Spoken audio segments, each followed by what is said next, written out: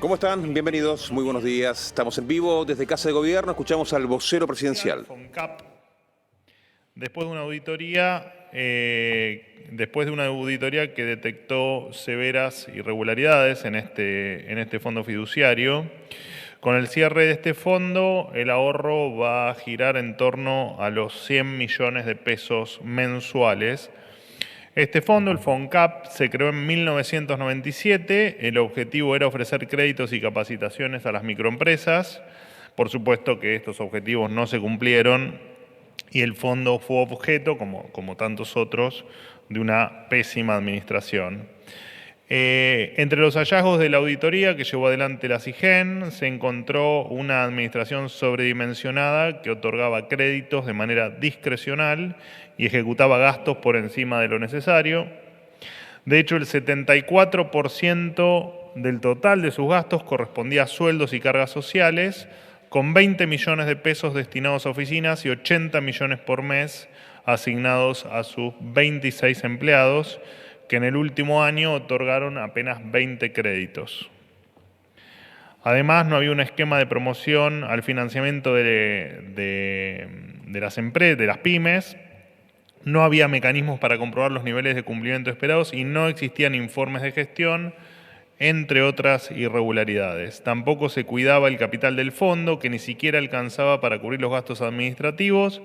Cuando se creó este fondo, el capital inicial era de 40 millones de dólares, hoy de ese capital queda apenas el 8%. Por supuesto que el Estado metido en el medio no hace que ni las pequeñas, ni las medianas, ni las microempresas se desarrollen.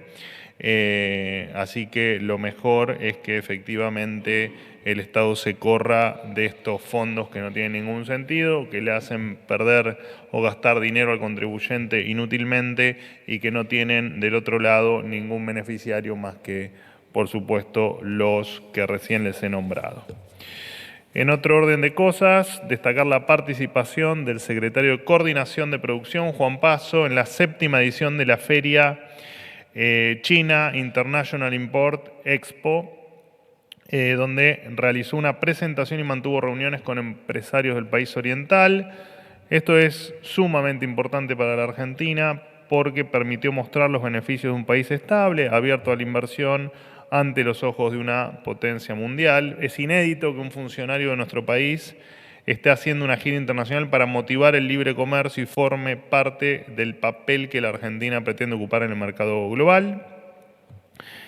Y sabemos todos, y así lo entendemos nosotros también, que el libre comercio es el motor del progreso del mundo y Argentina va a honrar el legado de su historia.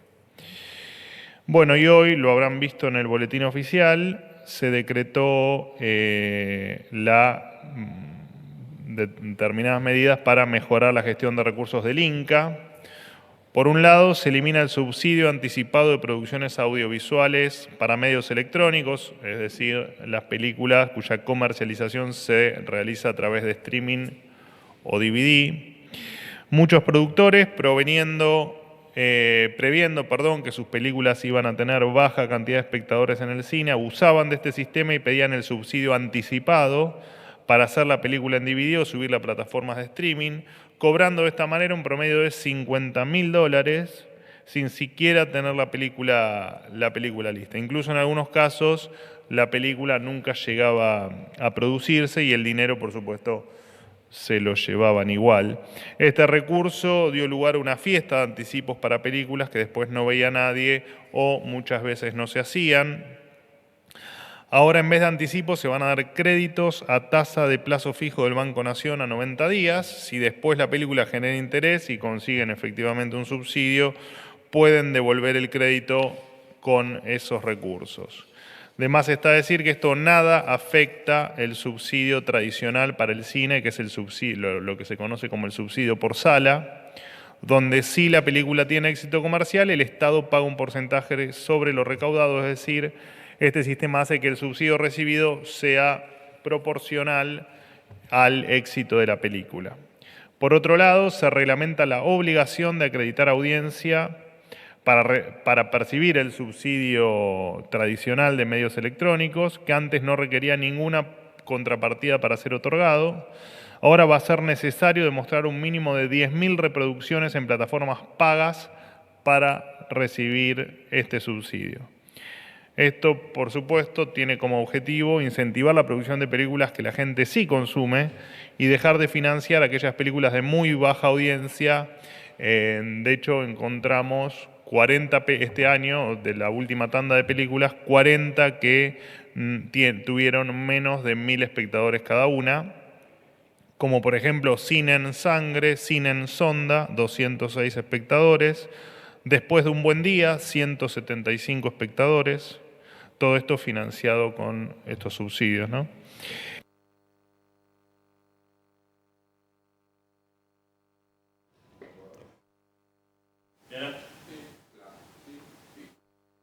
Bueno, muy bien, estamos compartiendo desde Casa de Gobierno la palabra del vocero presidencial con un pequeño problema de satélite, con la transmisión que llega justamente desde la Casa Rosada.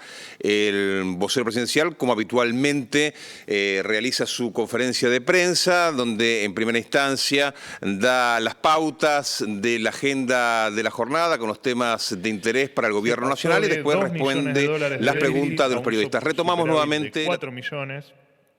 Se redujeron gerencias de 9 a 4. El equipo de comunicación del Inca pasó de 30 miembros a 1.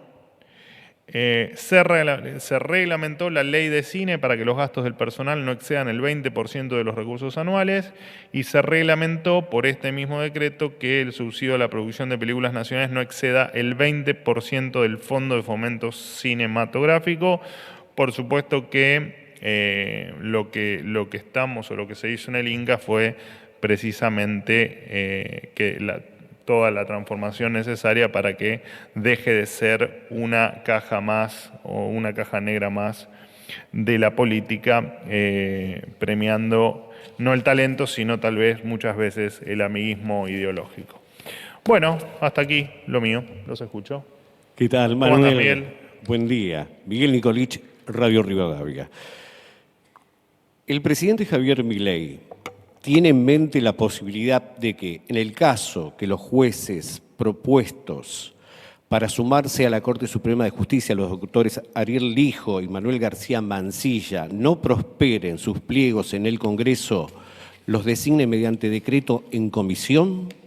Esa es mi primera pregunta. Y la segunda, ¿es cierto que el presidente Javier Milei le pidió al canciller Gerardo Wertheim una reducción del 50% de la planta de funcionarios de la Cancillería? Muchísimas gracias. Bueno, con respecto a la primera pregunta, no hay ninguna determinación con respecto o en línea con lo que planteás, al menos por ahora. Con respecto a tu segunda pregunta, en principio el propio canciller, flamante canciller, le ha pedido la renuncia a todo el gabinete, no porque efectivamente se las vaya a aceptar a todas, sino para que él tenga la libertad de elegir con qué equipo va a trabajar y con quiénes del equipo que venía trabajando de quiénes va a prescindir. Y por supuesto que la reducción es un leitmotiv del gobierno. Así que no entiendo que no hubo un pedido de porcentaje, porque esa es una definición que tomará el propio canciller, de acuerdo a las necesidades y a lo que él evalúe como un ministerio, como una cancillería eficiente, pero claramente parte del trabajo de Gerardo Wertheim va a ser efectivamente reducir todo lo que se pueda reducir dentro de la Cancillería o dentro del Ministerio de Relaciones Exteriores. De todas maneras, es buena la pregunta para aclarar que no es ni más ni menos lo que todos venimos haciendo en cada una de las diferentes áreas, de los diferentes ministerios y de las diferentes secretarías. Así que probablemente Gerardo continúe con la tarea de reducción del Estado, en este caso en Cancillería. Sí, ahora no se habló de porcentajes. ¿Qué tal, Manuel? Juan Pablo Peralta para el Litoral, concierto de Fénix, Buenos Aires. En base a que salieron algunas declaraciones juradas de algunos funcionarios, pregunto solamente por la del presidente, que se incrementó en un 500%, si se pueden dar las explicaciones del caso para un poco lo que predica el gobierno, ¿no? Mantener la transparencia. Y una cortita con respecto a que ya se emitió el dictamen, si hay algún tipo de temor con respecto a esta limitación que se le puede poner desde el Congreso a la firma de DNU del presidente de la Nación. Bueno, a ver, con respecto a la segunda pregunta, no, nosotros por supuesto que entendemos la absoluta minoría que tenemos en las cámaras. Digo, está claro que con el 10% de la Cámara de Senadores y el 15% de la Cámara de Diputados, uno está expuesto a que ocurran este tipo de cosas, pero en muchos casos hemos logrado el entendimiento de, no toda ni mucho menos, pero de parte de la oposición, como para frenar este tipo de cuestiones que entendemos que son movimientos estrictamente políticos y que no buscan el fin real que tiene que debería tener cualquier norma en su texto, sino que lo único que buscan es complicar el gobierno del presidente Milei. Así que veremos cómo avanza, por supuesto, y veremos cuáles son las herramientas legislativas que tenemos para evitar un cambio que no se hizo nunca. Incluso en momentos tal vez donde los decretos nos encerraban o no eran prohibitivos de nuestras libertades, a nadie se le hubiese ocurrido hacer esto, ¿no? Pero bueno, veremos a ver cómo se van desarrollando los hechos en materia legislativa. Con respecto a la declaración jurada del presidente, la verdad es que no me puse al detalle de lo declarado. Entiendo que leí alguna nota, que había alguna diferencia patrimonial.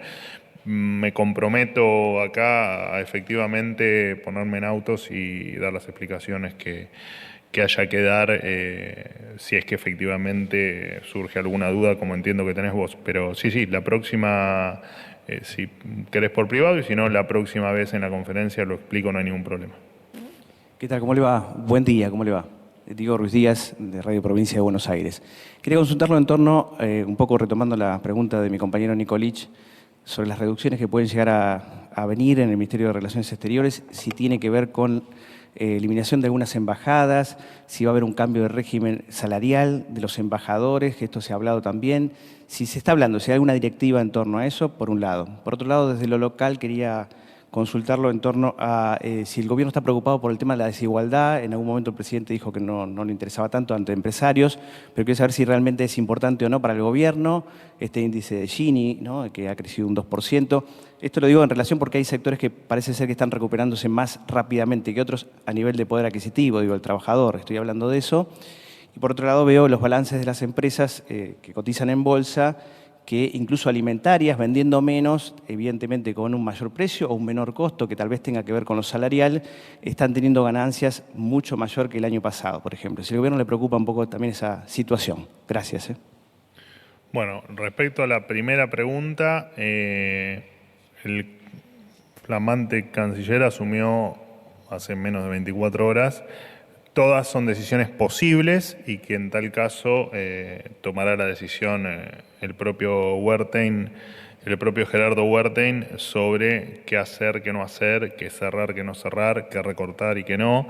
Por eso hoy hacía, digamos, con respecto a lo que me preguntaba Miguel, el 50% no es un número fijo, en tal caso es una expresión de deseo. Si hubiese ocurrido, porque nadie sabe hasta que no se hace una evaluación de los recursos y de los gastos, qué es lo que se tiene o no como posibilidad de cerrar o de recortar. Así que nos iremos enterando en los próximos días cuál es la decisión que toma el canciller.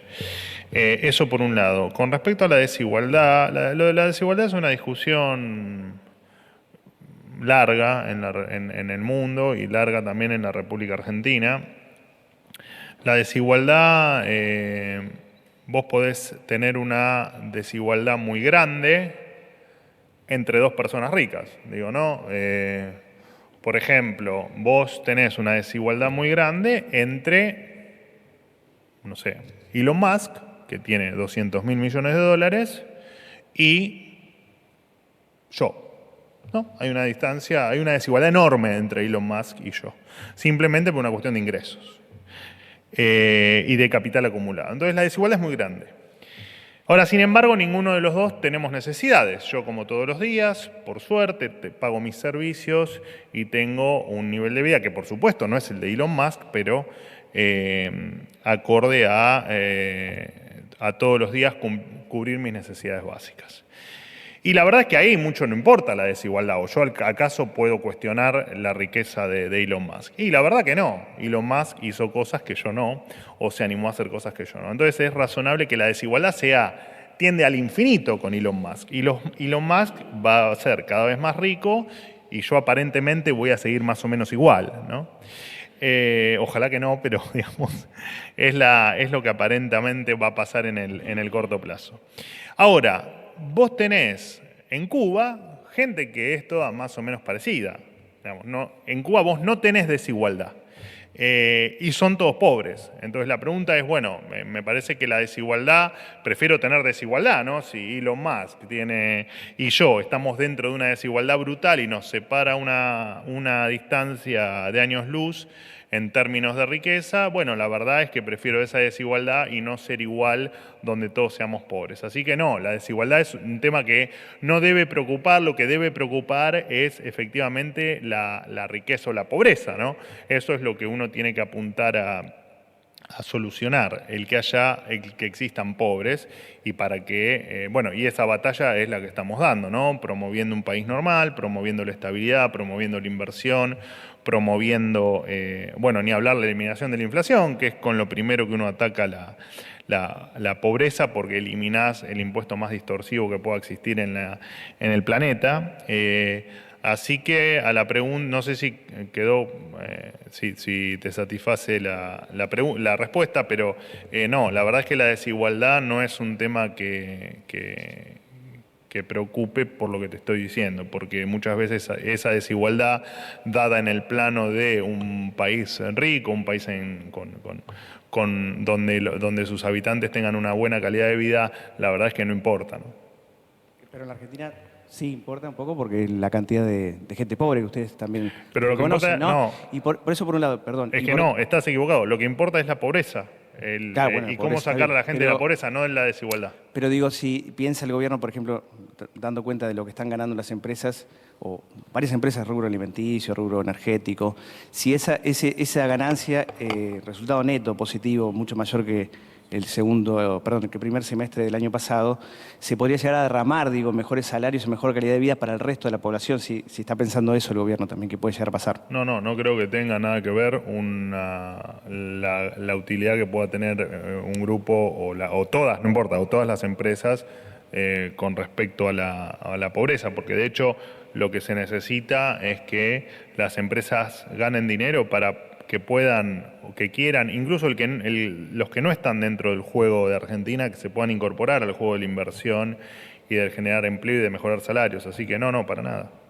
Sería, de hecho sería un país invivible tener empresas que no ganen dinero, porque estarían todas fundidas, nos quedaríamos sin empresas. Entonces, por supuesto que promovemos a que los empresarios de cualquier tamaño ganen dinero. Félix. ¿Qué tal, Manuel? ¿Cómo estás?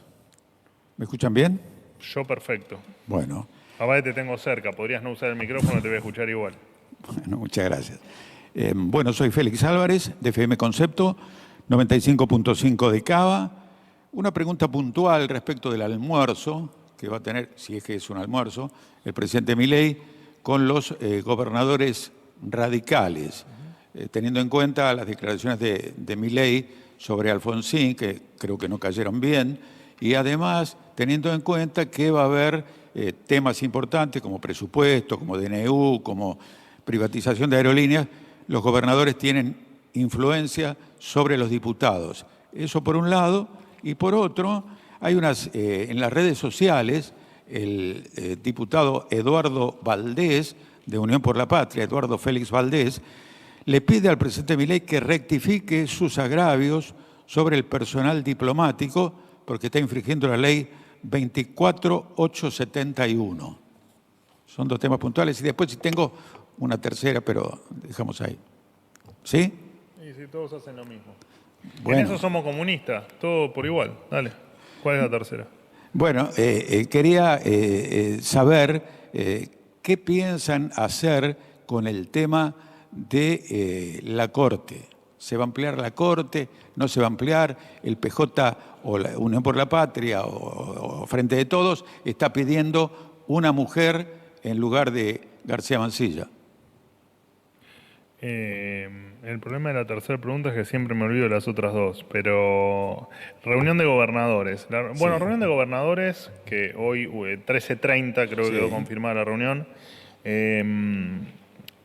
está en línea con otras reuniones que ha tenido el presidente. Hace algunos días se ha juntado con gobernadores del PRO y son reuniones habituales donde el presidente explica habitualmente cuál es la marcha del gobierno y hacia dónde estamos yendo y cuáles son los próximos pasos que se van a dar y el porqué de algunas decisiones, ¿no? Como puede ser, por ejemplo, la explicación del por qué el presupuesto 2025 está armado como está armado y el por qué efectivamente está abierto al debate el presupuesto 2025, porque entendemos que puede haber modificaciones siempre y el presidente explica muy minuciosamente por qué es tan importante la regla del equilibrio fiscal. Así que no es ni más ni menos que una reunión adicional de las que habrá un montón, no solo en lo que resta del año, sino en lo que queda del mandato, de los mandatos del presidente de la Nación.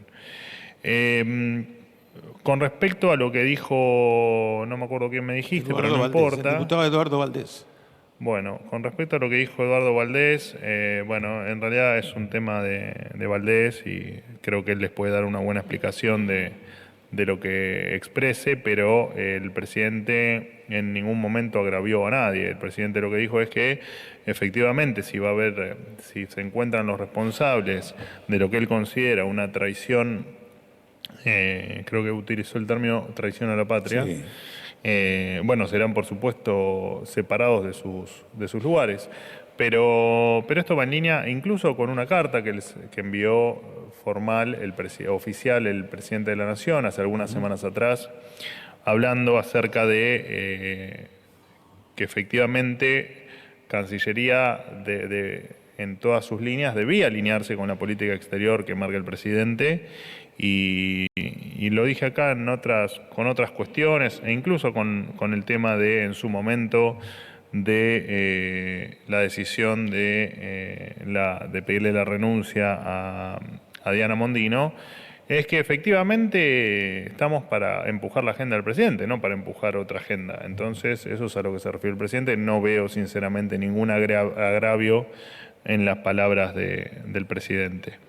Entiendo que hay algún sector que lo que no gusta es dictatorial, lo que no gusta es autoritarismo, lo que no gusta es vendepatria, lo que no gusta es neoliberalismo, lo que no gusta es vaya a saber Dios qué cosa.